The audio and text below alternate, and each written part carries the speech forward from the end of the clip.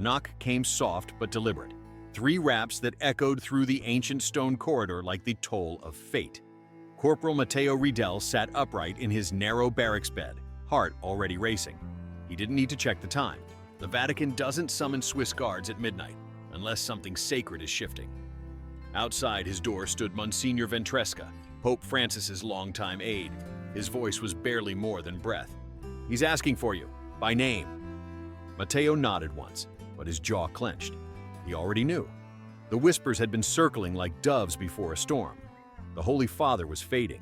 But to be summoned alone? This wasn't duty. This was a goodbye. Before we reveal what Pope Francis whispered in his final breath, comment where you're watching from, and don't forget to subscribe. Matteo's fingers moved like clockwork, gloves pulled tight, belt cinched, breastplate secured with care that bordered on reverence. But inside his uniform, tucked above the heart, a wooden rosary rested. Simple, worn, given to him by Pope Francis during their very first private conversation, a symbol of trust, a memory of a man who had never seen him as just a guard. They walked together in silence, Matteo and the priest, past fountains and colonnades that had seen centuries of popes come and go. But tonight was different. Tonight, even the marble seemed to hold its breath. The apostolic palace loomed ahead like a sleeping titan, its ornate facade bathed in solemn shadow. The doors that usually welcomed royalty now opened for a lone soldier and a man with tears tucked behind his collar. As they crossed the threshold, Matteo realized this was no longer the Vatican he trained in. This was the Vatican of endings, and something inside him was beginning to change. As Matteo ascended the dim stairwell behind Monsignor Ventresca, the stone walls around him blurred, not with tears, but memory. He was no longer Corporal Riedel in gleaming armor. He was a younger man, fresh from the mountains of Switzerland, a survivor. A flash of snow, screams swallowed by white, the avalanche that took his brother, his parents, and left him the only one standing. He remembered the silence that followed, the cold that never left his chest, how he'd joined the Swiss Guard not for glory, but to stand for something again, to disappear into duty. And then, Pope Francis. A quiet chapel, a curious moment. Matteo had lingered after morning mass, kneeling long after the pews had emptied. "You pray like someone who's lost something," the Pope had said, surprising him. "I pray like someone who's still looking," Matteo had answered. That had been the start. "You're not just armor," Francis had said once. "You're proof that broken men can still stand." Now, years later, as they approached the door of the Pope's private chamber, Matteo could feel that same weight pressing against his chest. Not from grief, not yet, from purpose. The door opened without creak or ceremony, just the soft hush of worn hinges giving way to history. The room was small, humble, lit only by a single amber lamp casting long shadows across simple furnishings. No gold, no marble, no opulence. Just the space where a man had chosen to meet his end. Not as a pontiff, but as himself. Pope Francis lay reclined on a modest bed, a light blanket drawn over his chest, his white cassock draped loosely over his frame, his form smaller now, shrunken not by illness alone, but by the quiet surrender of life. But his eyes, when they found Matteo, were clear, brighter than ever, as if the soul had grown sharper as the body dimmed. He raised one hand with effort, fingers twitching toward a wooden chair by the window, a silent invitation. Matteo stepped forward with the precision of a man who'd marched 1,000 honor lines, but this time, every footfall felt heavy with something deeper. He removed his helmet and sat, holding it carefully on his knee. A silence lingered between them, not awkward, sacred. Outside, a breeze shifted the curtains. Midnight bells tolled faintly. "You came," Francis whispered.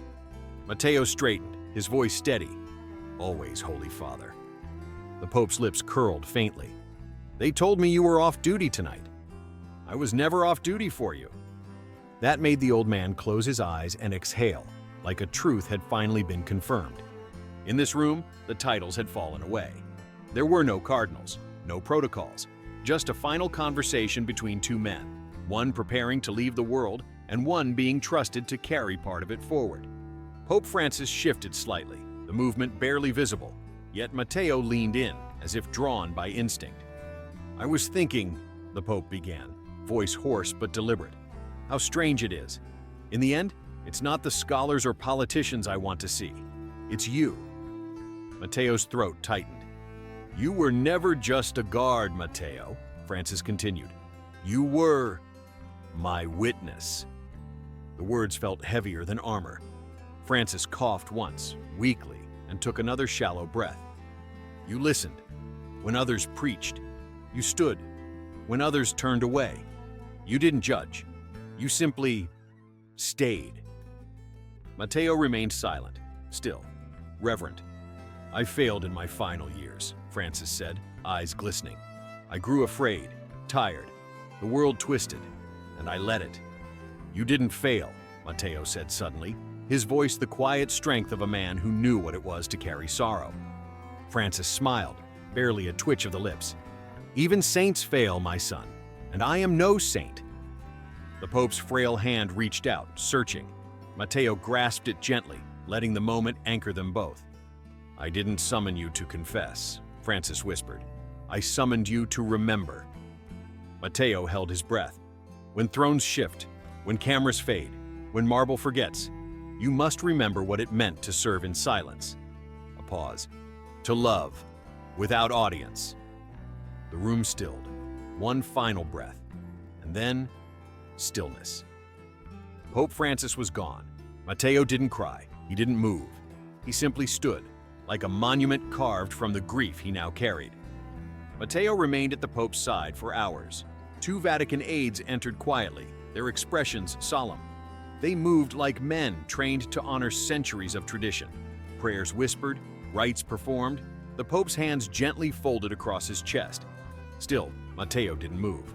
Not from protocol, not from command, but from devotion. When they finished, one aide whispered, "You may be dismissed, Corporal."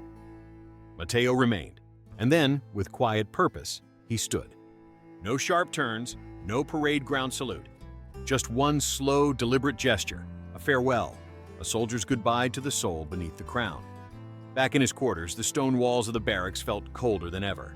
Matteo removed his armor piece by piece, each buckle, each clasp, a reminder of the life he'd lived under the weight of discipline.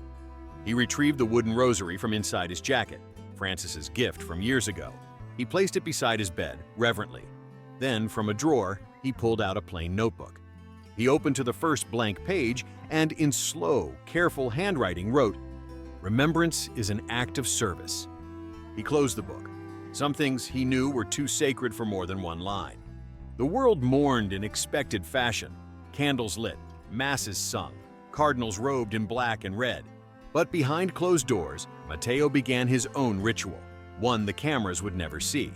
Each morning before sunrise, he would kneel beside his cot, hold the rosary, and whisper a single memory from his time with the Pope.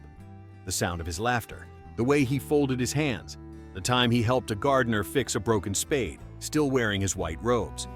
One morning, a young guard asked softly, "Was it hard, being with him at the end?" Matteo didn't hesitate. "It was holy," he said, and nothing more. Weeks later, Matteo stood guard inside a small private chapel where Pope Francis had often prayed alone. The door opened and a cardinal entered. He prayed in silence for a while, then approached Matteo. "You're Riedel, aren't you?" he asked. Matteo nodded, unsure what would come next. "He mentioned you often," the cardinal said gently. "He said you understood something the rest of us forgot." Matteo remained silent, respectful. "The church," the cardinal continued, "is not made of marble and gold. It's made of moments no one sees." And with that, he turned and left. But Matteo's heart trembled, because he understood now, his mission had never ended. White smoke spiraled into the sky. The bells rang. A new pope had been chosen. In the square, crowds erupted. Flags waved. Cameras flashed. A world renewed itself with ritual. But Matteo didn't watch the balcony. He stood in a narrow stone corridor deep within the Vatican, his back straight, rosary clutched in his hand. The clamor of history rang through the air, but his heart was elsewhere. "You asked me to remember," he whispered. "I will." Would you carry someone's final words if they trusted you with their dying breath?